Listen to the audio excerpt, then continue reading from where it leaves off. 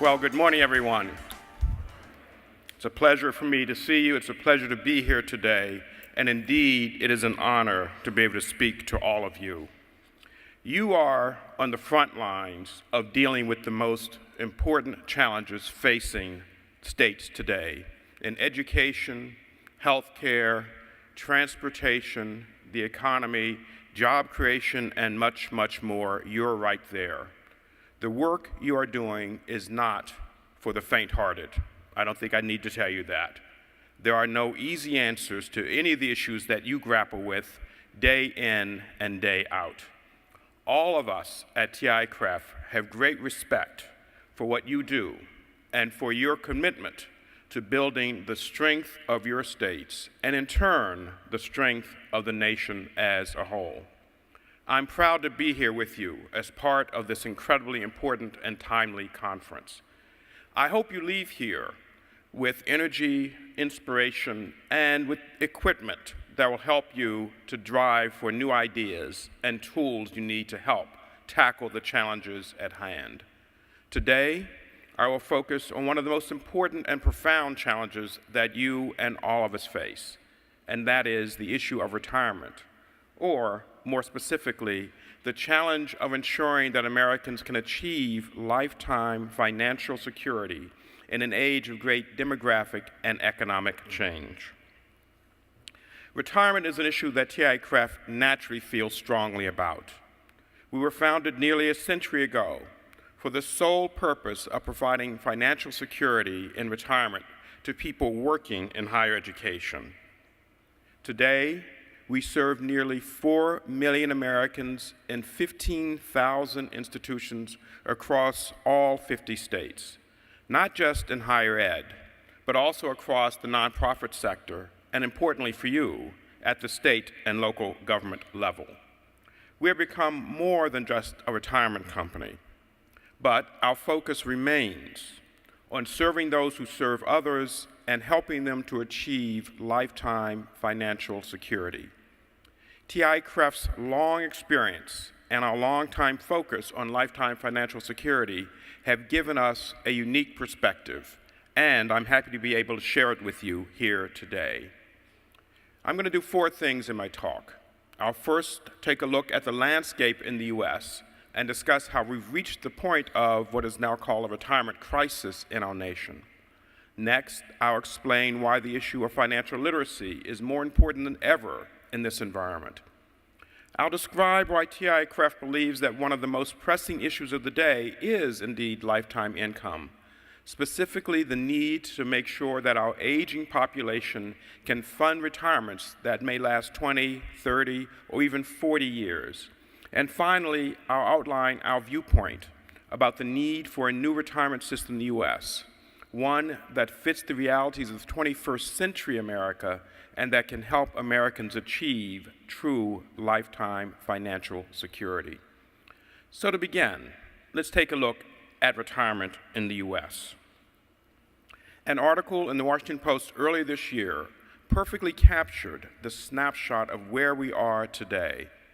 The article said that for the first time since the New Deal, a majority of Americans are headed to a retirement in which they will be worse off than their parents. The reason is the huge deficit in retirement savings in our country. Last year, a Senate report calculated that the deficit to be as much as $6.6 trillion, or about $57,000 for every household in America. Against this backdrop, Americans' confidence about having a comfortable retirement has hit record lows. More than a quarter of workers say they are, quote, not at all confident that they'll have enough money for a comfortable retirement.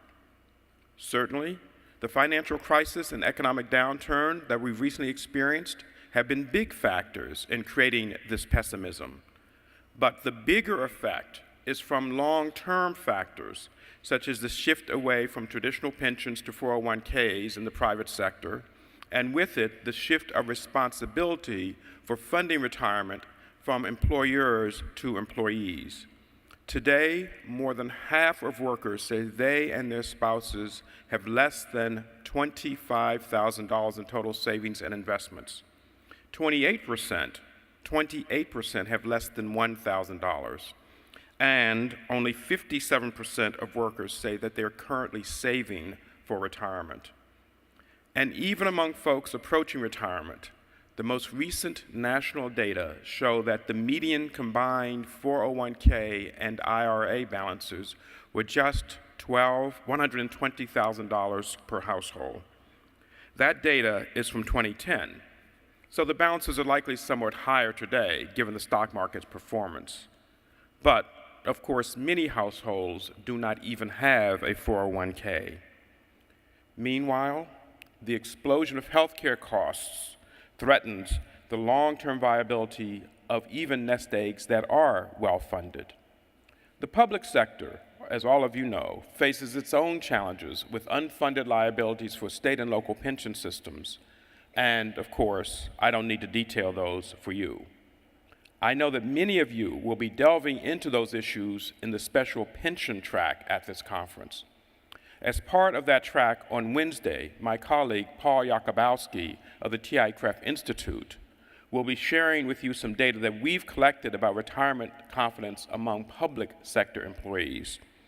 As a preview, I can tell you that they are more confident than other workers, which is good news, but they're still anxious about having enough money to live comfortably in their retirement years. This is a tough issue for the states. Providing more sustainable lifetime income security for state and municipal employees is challenging, but it can be done. And I applaud states like Tennessee and Rhode Island that are taking the lead on this issue. Across all sectors, future retirees worry, and with good reason, that they will be unable to count on Social Security, Medicare, and Medicaid to the same degree that previous generations of retirees have. These programs are under great pressure due to the aging of the American population. That's a huge demographic trend that is surely one of the most critical issues underlying any discussion about retirement policy. The aging population has significant implications for our economy. Dr. Ronald Lee of University of California of Berkeley and I co-chaired a National Academy of Sciences committee looking at what those implications might be in the years and decades to come. We submitted our report to Congress last year, and I'd like to share with you just a few of those highlights. First, population aging is a result of two trends: the rise in average life expectancy, which is often discussed, and the decline in the fertility rate, which generally is not so heavily discussed. Today, the average life expectancy for men is 76, and for women it's 81. I won't try to guess why it is that women have a longer life expectancy than us men, but that is compared to 67 for men and 73 for women 50 years ago. As for the fertility rate, today there are 2.1 births per woman compared to 3.7 births per woman in 1957 at the height of the baby boom. Together, these trends mean that our population is getting progressively older. Indeed, believe it or not, the fastest growing segment of the population in America right now is Americans over age 85. And it's not just about the baby boom generation, although the entry of the oldest boomers into retirement has certainly shined a bright spotlight on the phenomenon. It is bigger than the baby boomers. Moreover, aging is not just an American story, it's a global story. By mid-century, many developing nations will catch up to the developed world in terms of the old age dependency ratio. That's economics talk for the number of elderly people as a share of the working age population. The upshot of all of these trends is that there are fewer and fewer people working, and they are supporting more and more people who are retired and not working. And as you could well understand, this is a recipe for big fiscal challenges everywhere. In the US, the major impact will be on Social Security, Medicare, and Medicaid, programs that are already accounting for roughly 40% of federal spending and 10% of the nation's gross domestic product. The strains to the programs are already well documented. The trustees of Social Security have projected that the combined trust funds will be exhausted in just 20 years. The ratio of workers paying taxes for every Social Security beneficiary is projected to be 2.9 this year, and that's down from 3.4 workers per beneficiary in 2000. And believe it or not, it was 16.5 workers per beneficiary back in 1950. It's clear from just these statistics that reforms are needed. In our National Academy report, we concluded that we needed changes in 3 areas. First, we will need major structural changes in Social Security, Medicare, and Medicaid. These programs are the foundation of our nation's retirement security, and they must be made sustainable so that Americans have confidence that they will endure. In particular, we must make sure that the Social Security system remains adequate for people with low earnings over the course of their working histories, who are much less likely to have supplemental retirement savings in private plans. Second, for all workers, but especially middle-income earners and above, who have the capacity to save, we'll need those individuals to save more of their earnings during their working years. And finally, we'll need individuals to extend their working lives where they can and delay their retirement beyond what they may have otherwise planned. It's clear that the nation must take action sooner rather than later. The longer we delay making these needed changes, the larger will be what's called the legacy liability that will be passed on to future generations. The longer we wait, the larger the tax increases we'll need on future workers, and the larger the benefit reductions we'll need on future retirees. Our report also emphasized that financial literacy, my second topic, has become an even more critical issue in the light of these challenges. That's because people who are not financially literate will have a much tougher time preparing themselves for a financially secure retirement in this uncertain environment. Whereas once employers shouldered the responsibility and the risks of funding retirement, today it's the workers who must bear that burden. Workers who may have no formal educational training and investment are being called on to manage their assets in a way that will generate enough income to fund years of life in retirement. Yet, far too many Americans lack the financial literacy skills they need to make wise decisions about both saving and investment. Research by Anna Maria Lusardi of George Washington University and Olivia Mitchell at the University of Pennsylvania has shown just how unprepared many Americans are. In their study of people over the age of 50, only 1/3 of respondents were able to correctly answer 3 basic questions that required an understanding of interest rates, the effects of inflation, and the concept of risk diversification. One of our own recent TIAA-CREF surveys found that nearly half of Americans don't have a basic understanding of one of the most important types of retirement savings vehicles, the IRA, and how they are used. TIAA-CREF cares deeply about financial literacy because research has shown that financial literacy is important in achieving retirement security. People with a high degree of financial literacy are more likely to plan for retirement. And in turn, planning for retirement is a powerful predictor of wealth accumulation. People who plan for retirement have more than double the wealth of people who do not plan. Conversely, people with a lower degree of financial literacy tend to borrow more, they tend to accumulate less wealth, and they select mutual funds with higher fees. They are less likely to invest in stocks, more likely to experience difficulty with debt, and they're less likely to know the terms of their mortgages and other loans. Now, this lack of financial literacy among Americans is certainly a national issue. But when we view it through the prism of race, the effects are greatly magnified. Minorities, along with women and the less affluent, have some of the lowest financial literacy rates in the nation. So it's not surprising that when it comes to saving for retirement, studies have found serious gaps in the preparedness of African American and Hispanic workers. The overall problem is likely to become worse. The latest Jumpstart Coalition survey of high school seniors showed that financial literacy of high school students has fallen to its lowest level ever. I should point out that TIAA-CREF is trying to do its part on the issue of financial literacy. We are partnering with the Council of Graduate Schools on a program to improve financial education among college students. We'll be working with the Blue Ribbon program at a number of universities across the nation to develop best practices. And at the end of a 3-year period, the CGS will publish a guide for every college and university in America. We also dedicate a lot of time with our own employees teaching financial literacy skills to K-12 students in their local communities.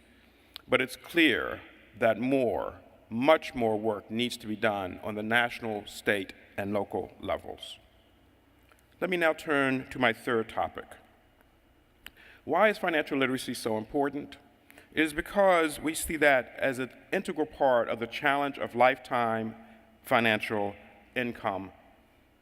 Essentially, the issue is making sure Americans can achieve lifelong financial security even as rising life expectancies mean that they're living longer and longer in retirement. This is a particularly important issue for women who can end up with a retirement nest egg that's 1/2 that of a man of the same age and occupation. Now, why is it that women face this special challenge? That's because, on average, women still earn 77 to 81 cents for every dollar a man may earn, and they often spend an average of 10 to 12 years out of the workforce caring for children or elderly parents. Yet, as I said earlier, they also live longer than men. So they are having to support themselves through a longer retirement with a smaller nest egg. For both sexes, the bottom line remains the same. How do we ensure that people whose primary savings vehicle is the defined contribution plan can convert their savings into an adequate and secure income stream that lasts as long as they do? This is a challenge not just for those in the retirement industry, but for you, for policymakers, and for researchers as well. A report by the Government Accountability Office encourages annuitization as an important means of addressing this pivotal issue. But it also noted that just 6% of workers in defined contribution plans chose or purchased an annuity at retirement. Moreover, many people took Social Security benefits before full retirement age, thereby passing up the opportunity for higher benefit levels and additional lifetime retirement income. The report also found a big disconnect between what experts recommend and what folks actually do. The experts called for retirees to convert a portion of their savings into an income annuity to cover necessary expenses in retirement.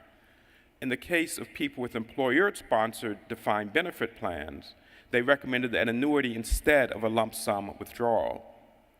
The experts also recommend that people delay taking Social Security benefits until reaching at least full retirement age, and in some cases where they can, that they continue to work and save. The fact that people's actions do not line up with what is considered best practice in planning for retirement income again underscores the critical need for wider financial literacy in our nation. The situation described by the GAO has implications for the industry and for you and other policymakers. We know that annuitization is the only means to guarantee a consistent income stream that cannot be outlived. We also know that annuitization can help mitigate what's called morbidity risk. That's the risk that as people age, they become unable to handle complex financial decisions involved in managing an investment program and a drawdown strategy for their savings.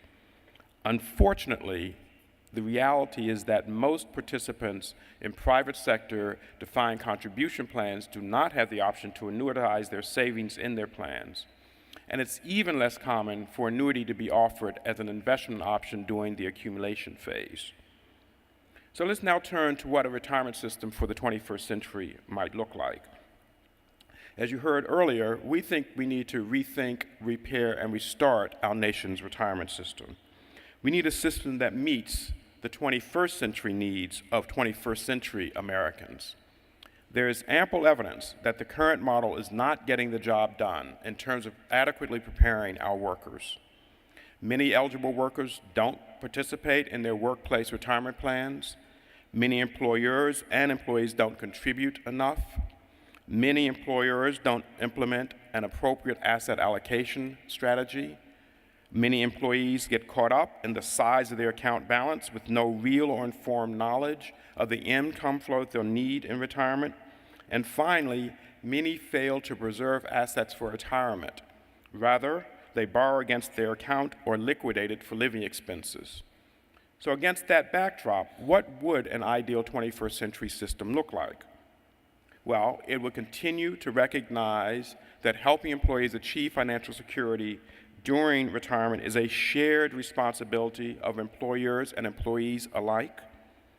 It would provide income that can last a lifetime through what might be decades of retirement.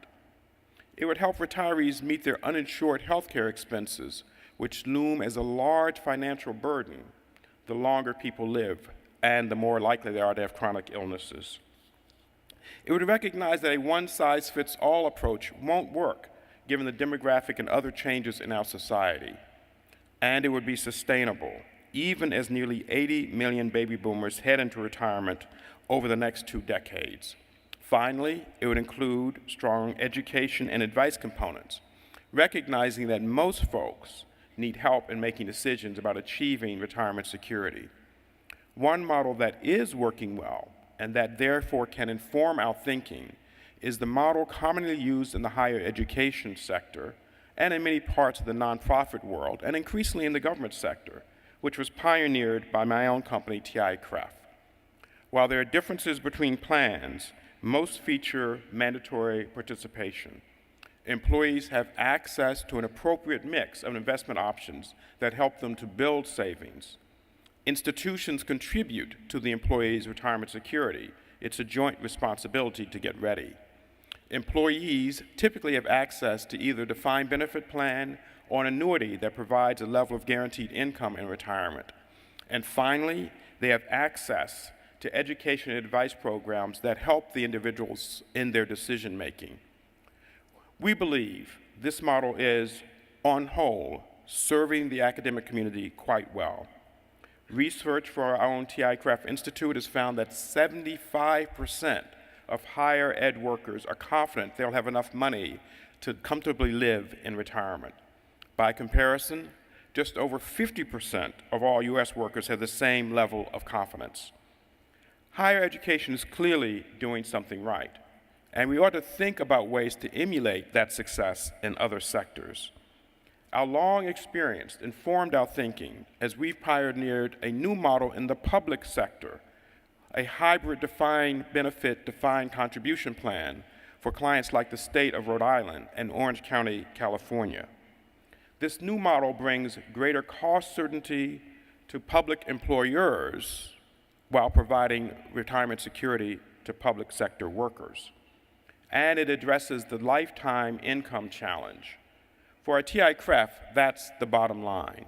In conversations about public sector retirement systems, we are not proponents of any one approach.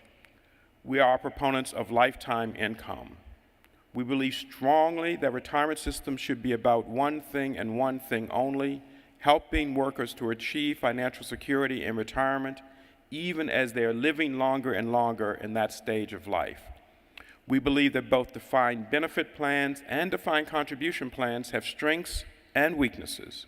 Neither is perfect, but neither deserves to be demonized. We believe it's important to be open to taking the best from both worlds in order to get workers to lifetime financial security. That's what we've done at TIAA-CREF in building our retirement plans, and we're proud to say that we've done it to great success. We're proud to be able to use what we've learned to help innovate solutions to this critically important challenge that you are confronting in the public sector. So let me close by recapping what I've discussed today. First, a number of factors have shined a bright spotlight on the retirement crisis facing our nation, including the aging population, the lack of savings, the shift from traditional pensions to 401ks in the private sector, and, as you know, unfunded liabilities in the public sector. Second, financial literacy is more important than ever in today's environment. Yet, we have much work to do to boost the rate of financial literacy among Americans. The issue of lifetime income for retirees is one of the most pressing challenges today, as many people must plan for living for decades in retirement. Given the new realities around funding retirement, our nation desperately needs to rethink its retirement system to meet the 21st century needs of America. Thank you again for the opportunity to speak today. Thank you very much for the good work that you do.